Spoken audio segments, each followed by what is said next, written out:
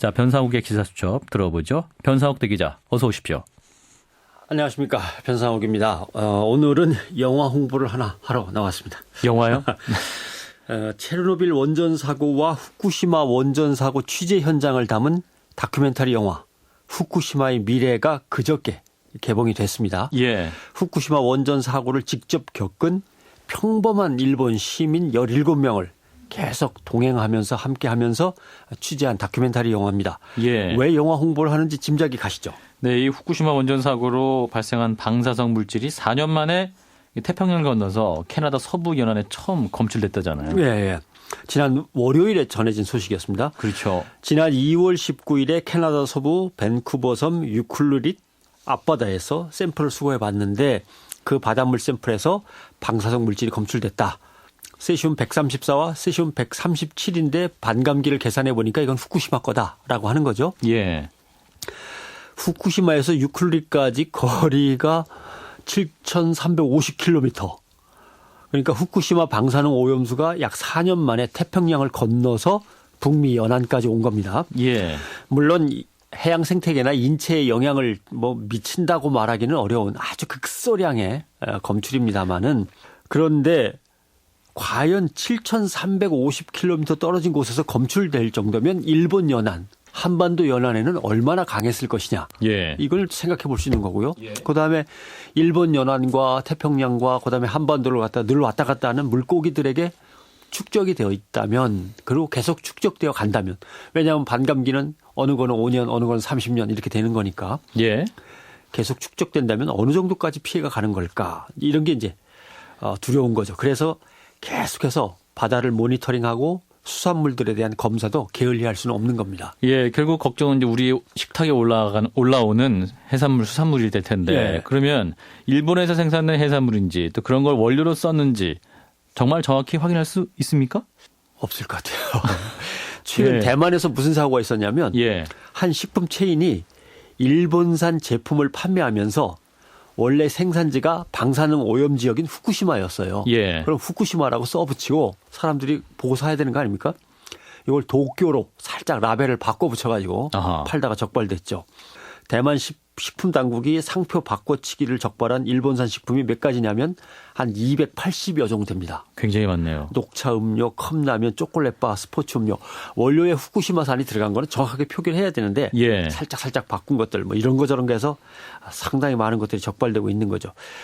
일본 식품을 많이 수입해다 먹는 홍콩도 사전 검사를 상당히 철저히 하는 나라 중에 하나입니다.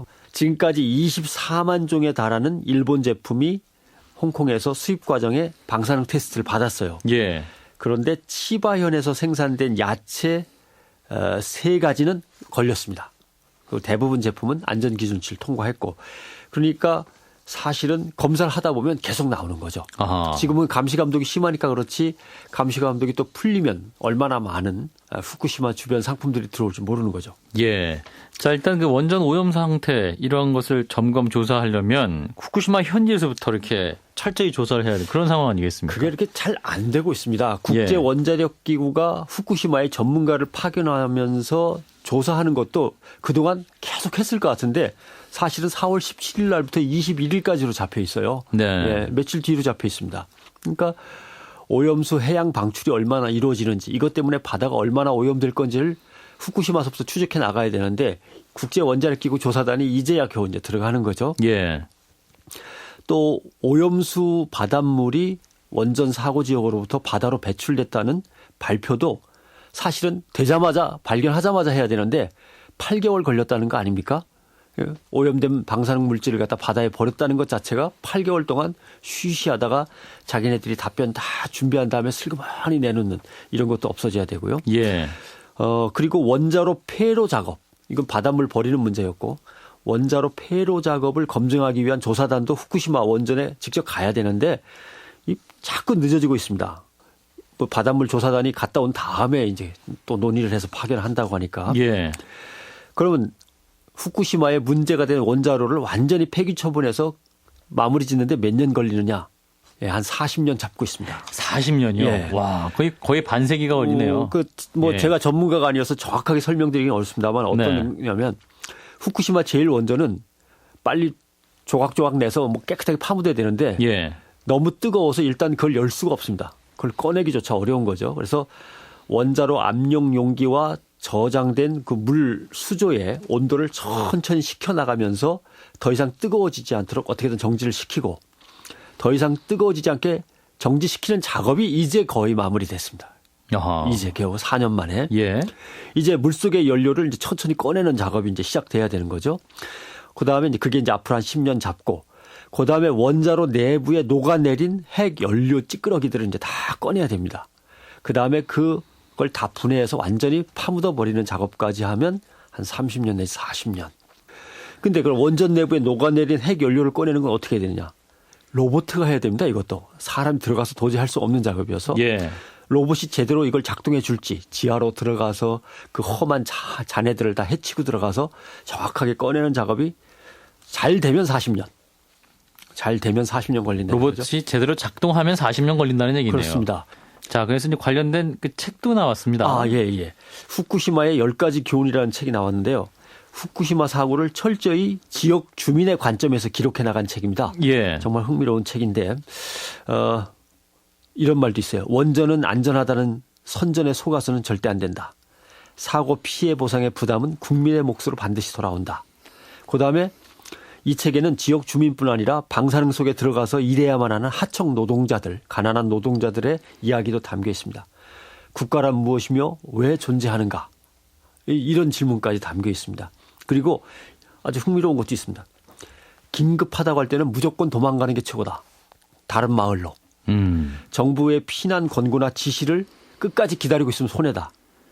또 반경 몇 킬로미터 이내는 위험하다. 이러면 동그랗게 반경 10km 원을 그리면 네. 그 안에는 위험하다 그러면 그 밖에는 안전하다는 뜻이냐? 절대 아니라는 거죠. 바람이 불면은 어느 쪽은 반경 5km가 위험한 걸로 좁아드는데 어느 쪽은 반경 40km까지 바람을 타고 위험할 수도 있다. 예, 예. 그러니까 반경 몇 킬로미터 이내는 위험하고 그 밖은 안전하다. 이런 말 절대 믿지 말아라. 이런 것도 있고요. 예, 예. 정부와 원전 기업은 정직하지 못하고 언제나 정보를 감추고 통제만 한다. 그래서 맨날 하는 말이 현 시점에서 위험은 없지만 피난 지시는 만일의 사태를 대비한 거다. 이런 식으로 속이는데 예. 이런 비슷한 말이 나오면 무조건 멀리 도망가라. 이런 말도 있어요. 세월호도 비슷하지 않습니까? 네. 아직 괜찮으니 들어가서 기다려라. 그러니까 결국 주민 입장에서 국민의 안전 입장에서 정책을 짜고 위기 관리를 어떻게 하느냐. 이게 이제 정부의 몫인데 이게 어느 나라나 참 안 되는 것 같습니다. 네. 우리나라 정책 기반자들도 한 번쯤은 꼭 새겨드렸으면 하는 그런 말씀드렸네요. 여기까지 듣죠. 고맙습니다. 고맙습니다. 네. 변상욱 대기자였습니다.